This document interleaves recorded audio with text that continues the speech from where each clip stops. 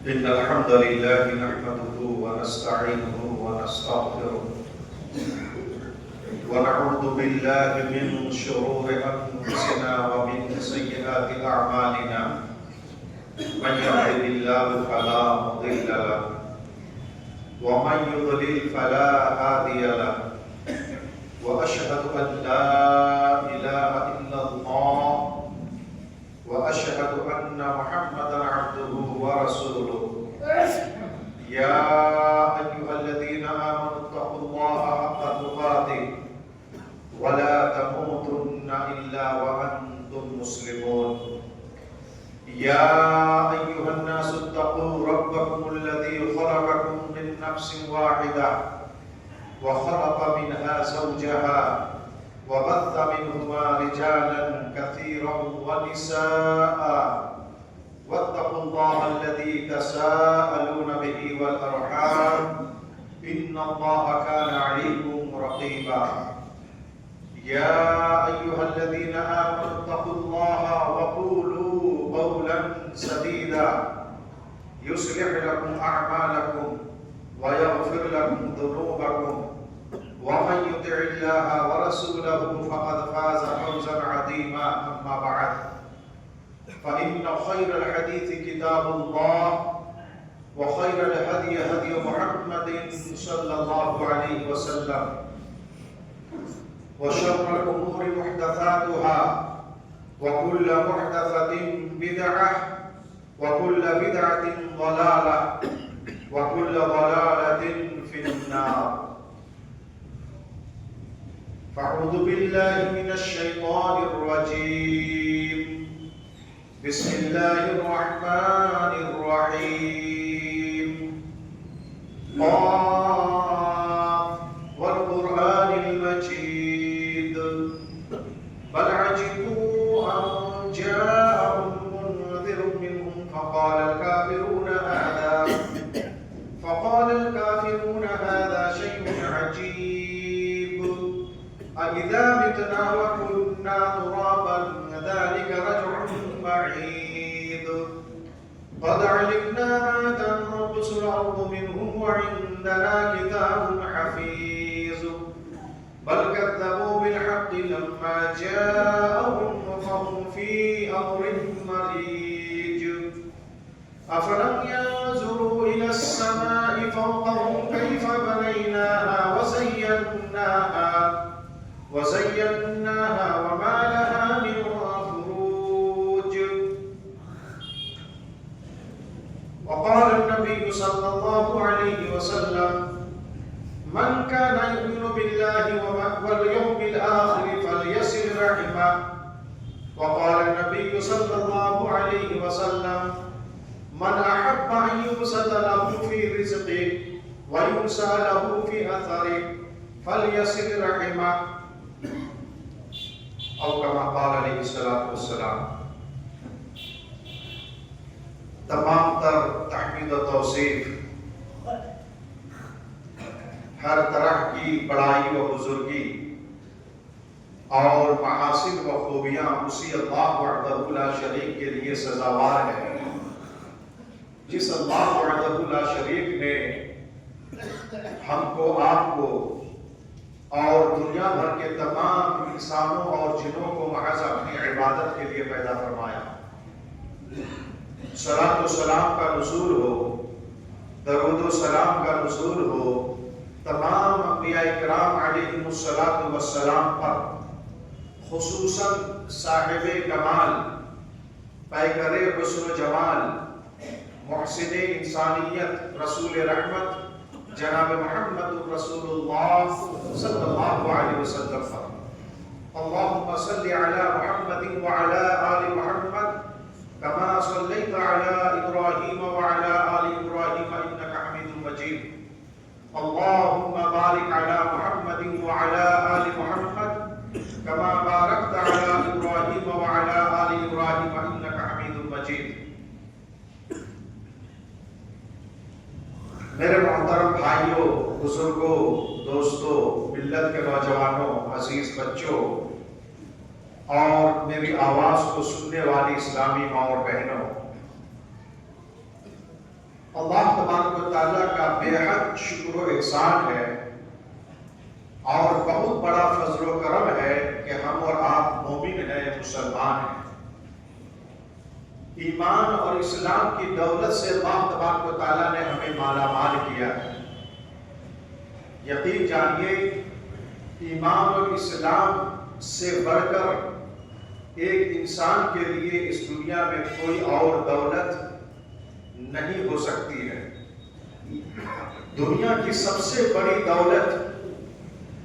فلاح و بہبودی سے ہمکنار کرنے والی سب سے بڑی چیز جو دنیا میں ہے وہ ایمان اور اسلام ہے، اسلام اور ایمان ہے۔ ہم اللہ تبارک و تعالیٰ کا جتنا بھی شکر بجا لائیں، جتنا بھی شکریہ ادا کریں اس بات پر کہ اللہ نے ہمیں ایمان اور اسلام کی توفیق عطا فرمائی ہے، وہ کم ہے۔ یہ الگ بات ہے کہ مومن و مسلمان ہونے کے باوجود اسلام کے جو محاسن ہیں، اسلام کی جو خوبیاں ہیں، ان سے آج کے مسلمان ناواقف ہیں، ناآشنا ہیں۔ اور نہ صرف یہ کہ ناواقف اور ناآشنا ہیں، بلکہ اسلام کے محاسن اور خوبیوں کو جاننے کی وہ کوشش بھی نہیں کرتے ہیں۔ یہ بہت بڑی تکلیف دہ بات ہے اور بہت افسوسناک بات ہے۔ ایک مومن و مسلمان ہونے کے ناطے، مومن اور مسلمان ہونے کے بنیاد پر ہمیں ایمان اور اسلام کی خوبیوں کو، اسلام اور ایمان کے جو محاسن ہیں، جو اچھائیاں ہیں، جو اس کی خصوصیتیں ہیں، جو اس کے فوائد ہیں، جو ثمرات ہیں، انہیں جاننا لازم ہے، ضروری ہے۔ یہی وجہ ہے کہ مسلمان ہونے کے باوجود مسلمانوں کی ایک بڑی تعداد، بلکہ اکثریت اسلام سے دور ہے، کیونکہ وہ مسلمان تو ہیں لیکن اسلام سے ناواقف ہیں۔ مسلمان تو ہیں، اسلام کے محاسن اور خوبیوں سے ناآشنا ہیں۔ اسلام تو ہیں لیکن اسلام کے جو فوائد و ثمرات ہیں وہ ان کو جانتے نہیں ہیں۔ ہر دور کی طرح اس دور کا بھی ایک اہم تقاضا ہے، بہت بڑی ضرورت ہے کہ ہم مسلمان اسلام کی خوبیوں کو جاننے کی کوشش کریں، اسلام کے محاسن کو، اسلام کے فوائد و ثمرات کو جاننے کی ہر ممکن کوشش کریں۔ اور یہ وقت کی بہت بڑی ضرورت ہے اور ایک فریضہ بھی ہے۔ یہ آپ اسلامی احکام و مسائل، اسلامی حدود و قیود، اسلامی جو تنبیہات و ہدایات ہیں، آپ گہرائی میں جا کر کے، باریکی میں جا کر کے ان کے فوائد کو جاننے کی کوشش کریں گے، ان کے حقائق کو جاننے کی کوشش کریں گے، اور ان کی مشروعیت کا جو فلسفہ ہے اور اس کے جو اسرار و رموز ہیں، جب ان کو آپ جاننے کی کوشش کریں گے تو آپ کو نماز پڑھنے میں بڑا مزہ آئے گا، اللہ کی عبادت کرنے میں، روزہ رکھنے میں، حج کرنے میں، عمرہ کرنے میں، تلاوت قرآن کرنے میں، ذکر و اذکار کرنے میں آپ کو حلاوت و چاشنی ملے گی، دل کو سرور ملے گا، سکون ملے گا، اطمینان قلب حاصل ہوگا۔ آج ہم نماز تو پڑھتے ہیں لیکن نماز میں ہم جو آیات پڑھتے ہیں، جو تسبیحات پڑھتے ہیں، جو تکبیرات کہتے ہیں، اس کا کیا معنی ہے، کیا مفہوم ہے، اس کے اندر کیا کہا گیا ہے، اس سے چونکہ ناواقف ہیں، اس وجہ سے نماز تو پڑھتے ہیں لیکن نماز کی جو حقیقی حلاوت و چاشنی ہے ان سے ہم ناواقف ہیں۔ معزز سامعین، آج اس بات کا آپ عزم مصمم کر کے اٹھیے، اس بات کا پختہ ارادہ بنا لیجیے کہ ہم ایک مومن و مسلمان ہونے کے ناطے اسلام کے جو محاسن ہیں، اسلام کی جو خوبیاں ہیں، ان کو ہم جانیں گے اور جاننے کی کوشش کریں گے۔ دین اسلام نے خواتین کو جو مقام و مرتبہ دیا ہے، والدین کو جو مقام و مرتبہ دیا ہے، اولاد کی جو فضیلت بیان کی گئی ہے، حقوق سے متعلق جو اسلامی تعلیمات ہیں، فرائض و واجبات سے متعلق جو اسلامی احکام ہیں، حدود و قیود سے متعلق جو اسلامی تعلیمات ہیں ان کو ہم جانیں گے اور خود بھی ان کو اس کا علم حاصل کریں گے اور ان لوگوں تک بھی یہ پہنچائیں گے جو لوگ ان سے ناواقف ہیں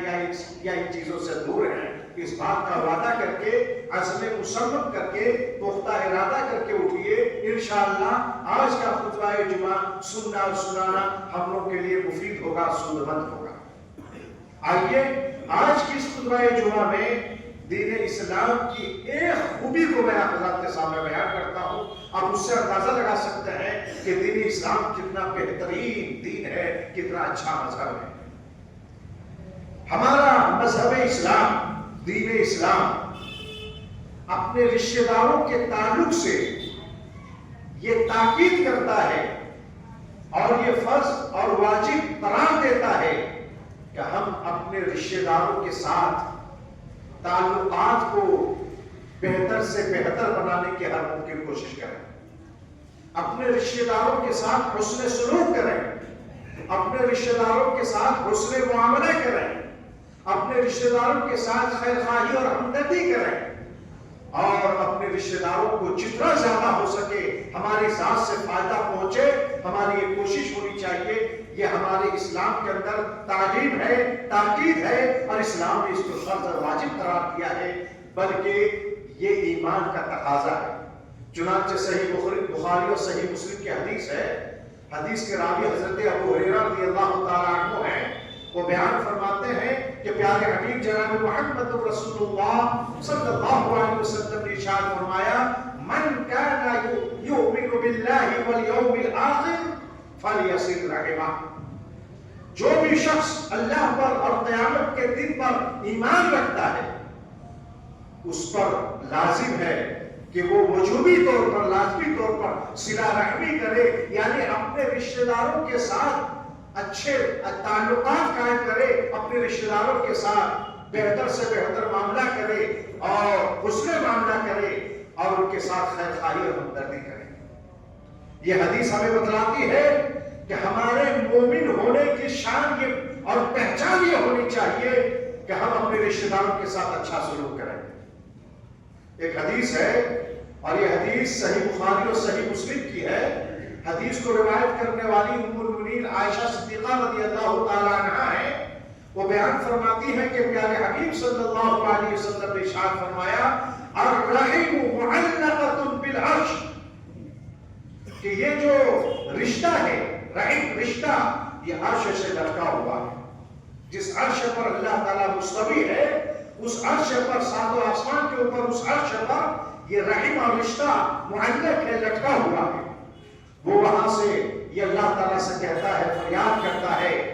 کہ من وصلنی وصلہ اللہ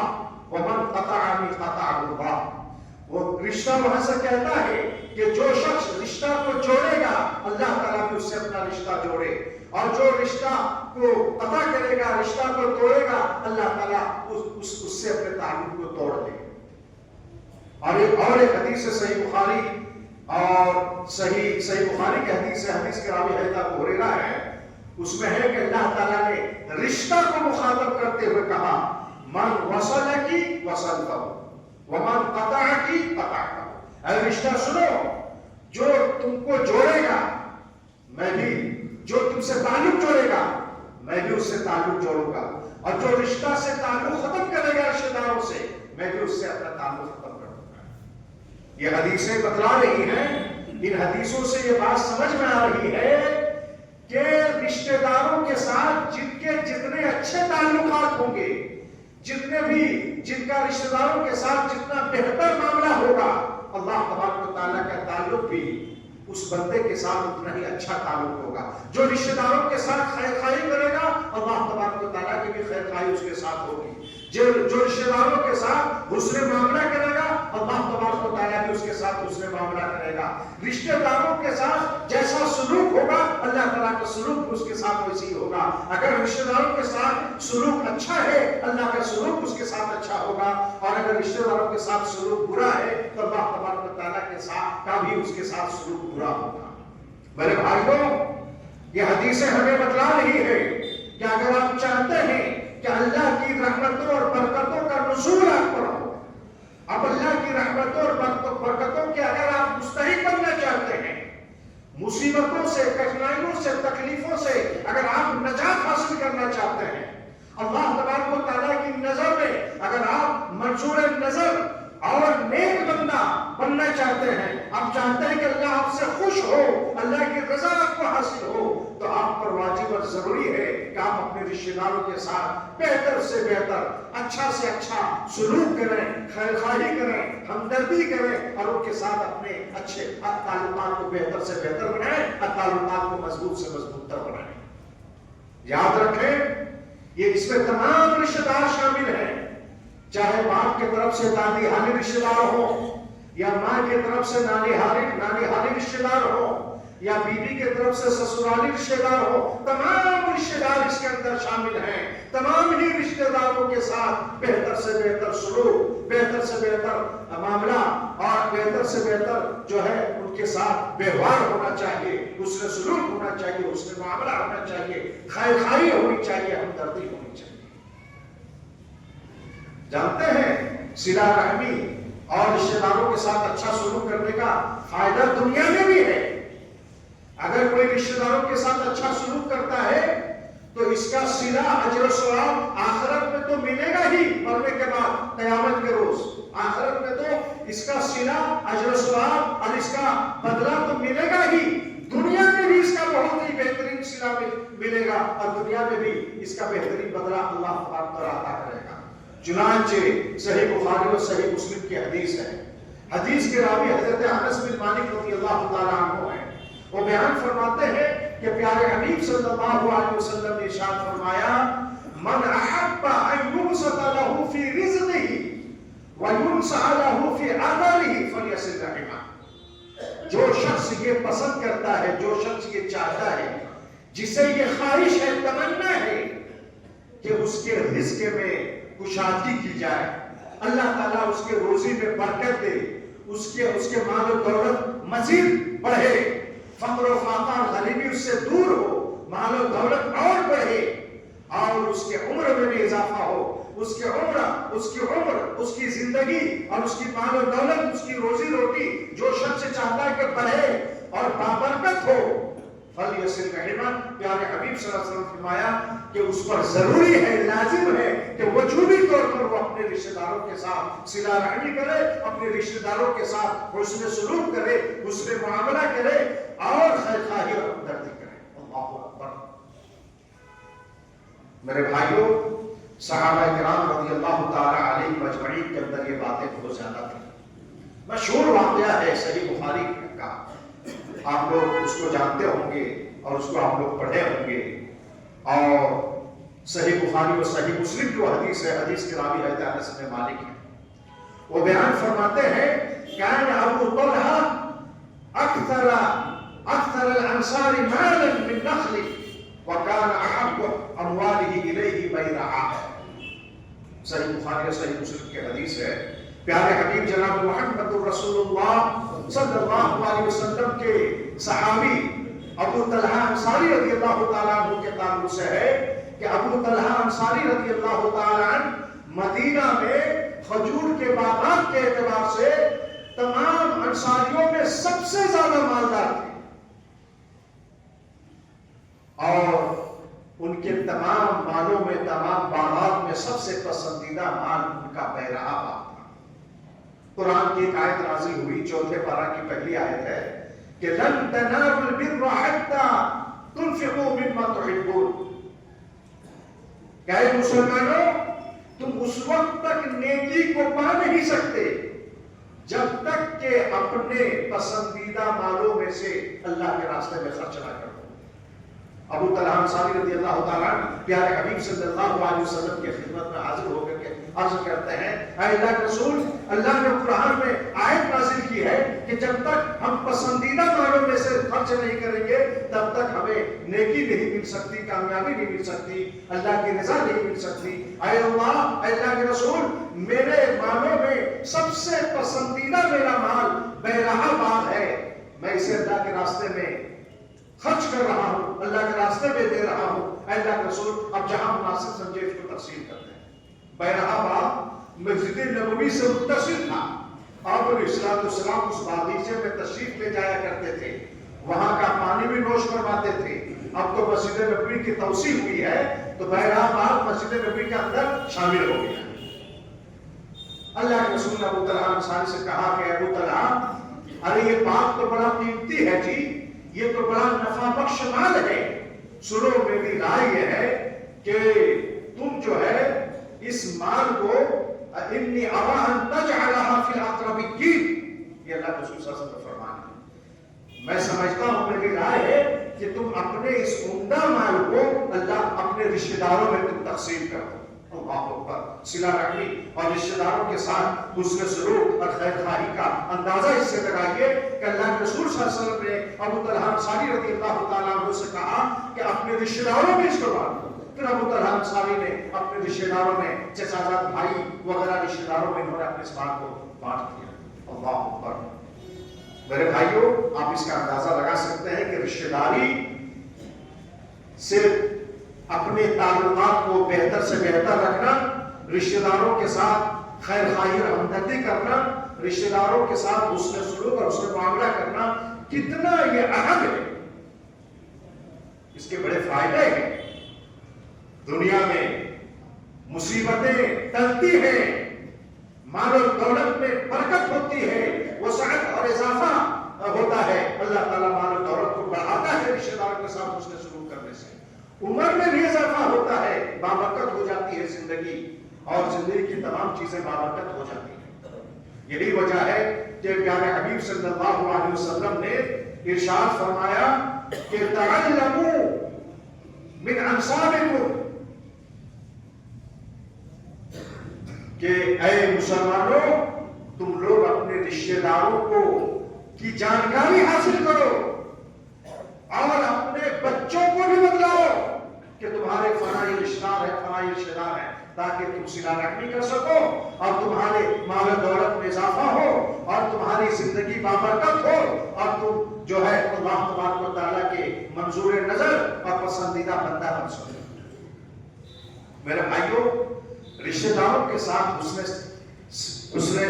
صلہ رحمی اور حسن معاملہ کے تعلق سے ہمارے سماج میں یہ بات پائی جاتی ہے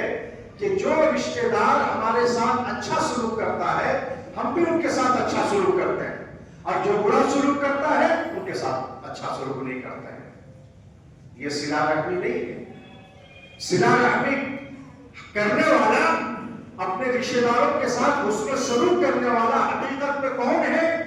پیارے حبیب صلی اللہ علیہ وسلم کی ایک حدیث سے سمجھیے، یہ حدیث صحیح بخاری کی ہے اور حدیث عبداللہ ابن عمر رضی اللہ تعالیٰ عنہ سے وہ حدیث مروی ہے۔ آپ علیہ السلام نے ارشاد فرمایا لیس الواصل بالمکافی، اچھائی کے بدلے میں رشتہ داروں کے ساتھ اچھائی کا معاملہ کرنا یہ حقیقت میں صلہ رحمی کرنے والا نہیں ہے، رشتہ داروں کے ساتھ حسن سلوک کرنے والا نہیں ہے۔ ولیکن الواصل، حقیقت میں صلہ رحمی کرنے والا وہ ہے، حقیقت میں اپنے رشتہ داروں کے ساتھ حسن معاملہ اور ہمدردی کرنے والا وہ ہے، وہی حقیقت میں رشتہ داروں کا ہمدرد ہے۔ الذی قطعت رحمہ، کہ جس سے اس کے رشتہ دار اپنے تعلقات کو ختم کر رہا ہے لیکن اس کے باوجود بھی جا کر اس سے اپنے تعلقات کو قائم کر رہا ہے۔ رشتہ دار بدسلوکی کر رہے ہیں لیکن یہ اس کے بدلے میں بدسلوکی نہیں، یہ اچھا سلوک کر رہا، حسن سلوک کر رہا ہے۔ یہ ہے حقیقت میں رشتہ داروں کے ساتھ خیر خواہی کرنے والا۔ یاد رکھیں،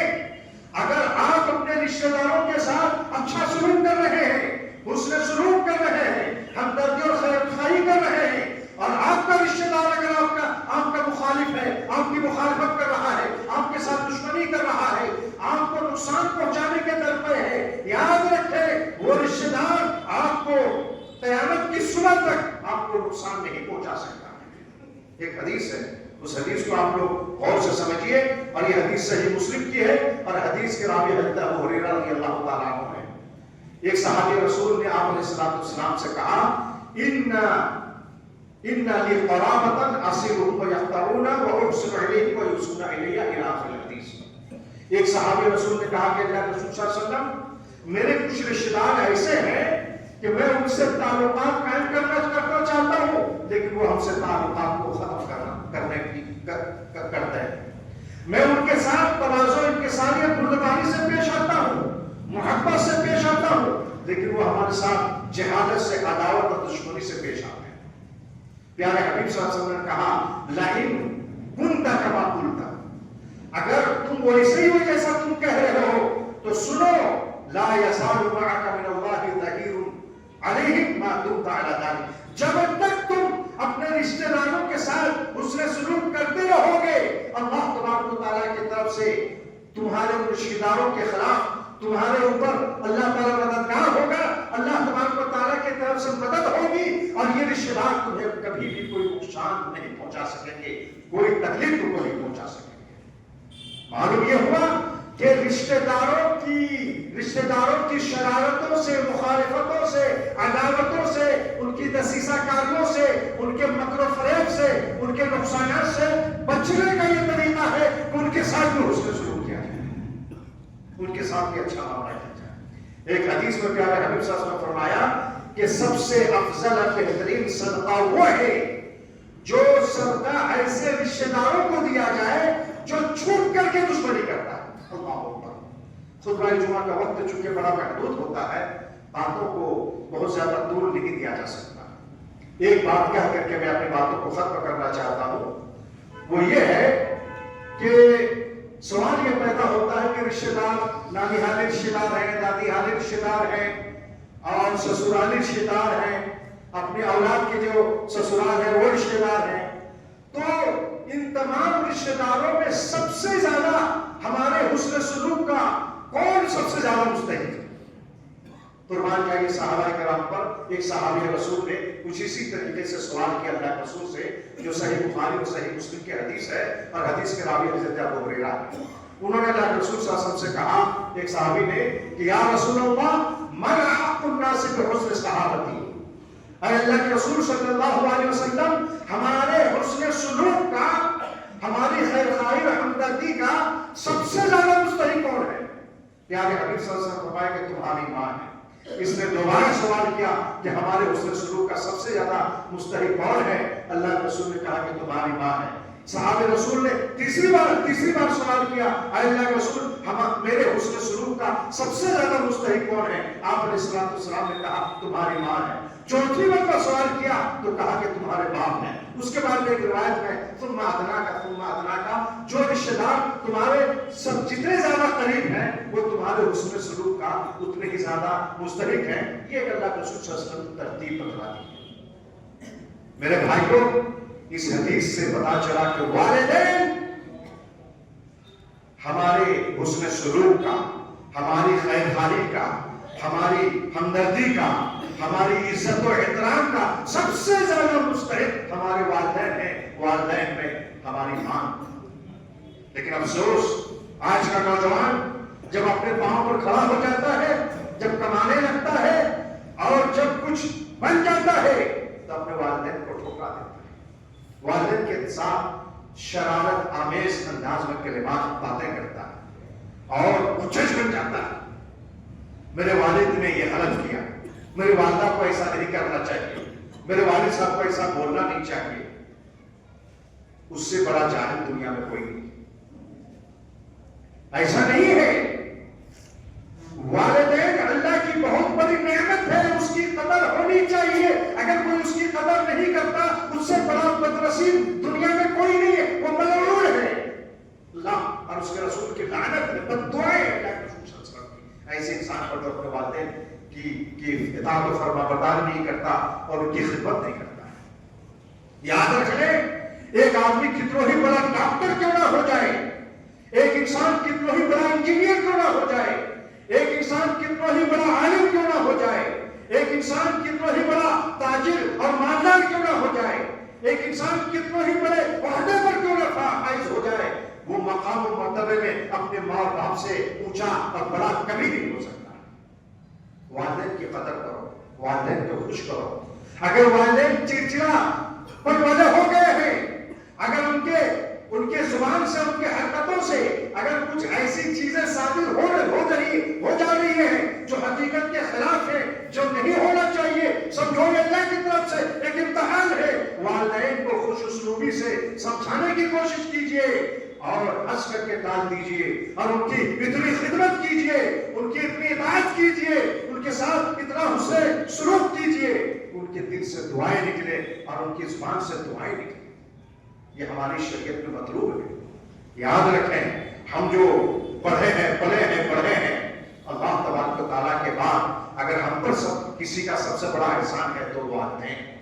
اس وجہ سے اللہ نے کہا ان اشکر لی ولوالدیک، اے مسلمانوں میرا شکریہ ادا کرو اور اپنے ماں باپ کا شکریہ ادا کرو۔ تو میرے محترم بھائیوں، ہم اور آپ کو چاہیے کہ ہم اور آپ ان باتوں پر توجہ دیں۔ اللہ تبارک و تعالیٰ سے دعا ہے اللہ ہم تمام مسلمانوں کو کہنے سننے سے زیادہ اس کو عمل کرنے کی توفیق عطا فرما، ہمارے گناہوں کو معاف فرما، ہمارے نیک اعمال کو قبول فرما۔ اے اللہ تو ہی رزاق ہے، بے روزگار مسلمانوں کو روزگاری عطا فرما، برسر روزگار مسلمانوں کی روزگاری میں مزید کامیابی، ترقی اور برکت عطا فرما۔ اے اللہ تو ہی شفا دینے والا ہے۔ اے اللہ جتنے بھی مسلمان مرد و عورت بیمار ہیں، اے اللہ ہم بیمار مسلمانوں کو شفائے عاجل و کامل عطا فرما۔ اے اللہ اسلام اور مسلمانوں کی حفاظت فرما، مساجد و مدارس اور اسلام کے مقدس مقامات کی حفاظت فرما، ہمارے ملک ہندوستان کی حفاظت فرما۔ اے اللہ ہمیں حاسدوں کے حسد سے، ماکروں کے مکر و فریب سے، معاندین کی عداوتوں سے اور بدنظروں کی بدنظری سے، جادوگروں کی جادوگری سے اور ہر طرح کے شرور و فتن سے ہم تمام مسلمانوں کی، تمام انسانوں کی دائمی حفاظت فرما۔ اے اللہ پروردگار عالم ہم سے ہمارے معاشرے میں، ہمارے سماج میں ہماری جو بہن بیٹیاں غیر شادی شدہ بیٹھی ہوئی ہیں، شادی کی عمر میں پہنچنے کے باوجود اے اللہ ان کے لیے شادی کا اور بہترین جوڑے کا انتظام فرما دے۔ اے اللہ ہمارے قوم کے جو بچے پڑھ رہے ہیں اور اعلیٰ تعلیم حاصل کرنے کے لیے کہیں پر اگر اپلائی کیے ہوئے ہیں، اے اللہ ان کو تو قبول فرما لے اور علمی دنیا میں ان کو آگے بڑھنے کی توفیق عطا فرما۔ اے اللہ ہم سے پہلے جتنے بھی مسلمان گزر چکے ہیں ان کے گناہوں کو معاف فرما، ان کے نیک اعمال کو قبول فرما، ان کے لیے ان کے قبروں کو جنت کا باغ بنا دے۔ پروردگار عالم ہمیں جب تک زندہ رکھ، ایمان کی حالت میں زندہ رکھ اور ہم سب کا خاتمہ ایمان کی حالت میں فرما۔ محض اپنے فضل و کرم سے ہماری دعاؤں کو قبول فرما۔ ربنا تقبل منا انك انت السميع العليم وتب علينا انك انت التواب الرحيم۔ صلى الله تعالى على خير خلق محمد وعلى اله وصحبه اجمعين برحمتك يا ارحم الراحمين۔